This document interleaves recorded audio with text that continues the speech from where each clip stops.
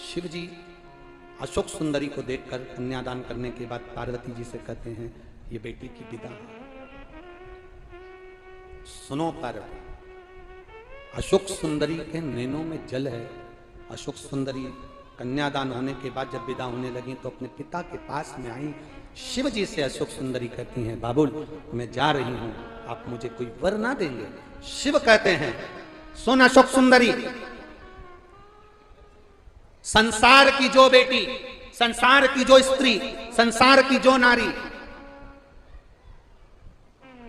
तेरा नाम लेकर, तेरा स्पर्श कराकर अगर एक अक्षत का दाना भी मुझे देगी तो वो बेटी की आंख में कभी आंसू नहीं आने दूंगा। ये वचन शिव ने अशोक सुंदरी को।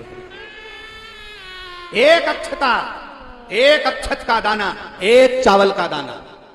आज भी मेरी माताओं से निवेदन करूंगा, यहां पर जितनी बहन बेटियां बैठी हैं और आस्था चैनल के माध्यम से पूरे विश्व की जो माताएं कथा सुन रही हैं, फेसबुक यूट्यूब के माध्यम से जहां आप लोग कथा श्रवण कर रहे हैं और लाखों की संख्या में पधारी हुई सारे बहन बेटियां अगर इस कथा को श्रवण कर रही हैं तो अपने भीतर उतारना, जब जब तुम्हारी जिंदगी में दुख आए, जब जब तुम्हारी आंखों में आंसू आए, किसी से जाकर मत कहना कि तुम्हें ये दुख है।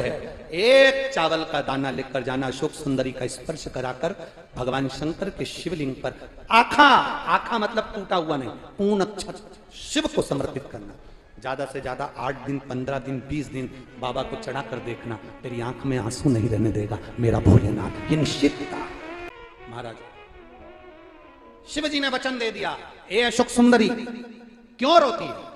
अशोक सुंदरी अपने पिता के हृदय रखकर नैनों से जल भरकर रोती है और शंकर भगवान वचन देते हैं, सुन अशोक सुंदरी, जैसे तू मेरी बेटी है, जैसे तू मेरी बेटी है, वैसे ही अशोक सुंदरी संसार की कोई नारी, संसार की कोई स्त्री, संसार की कोई नारी, कोई स्त्री,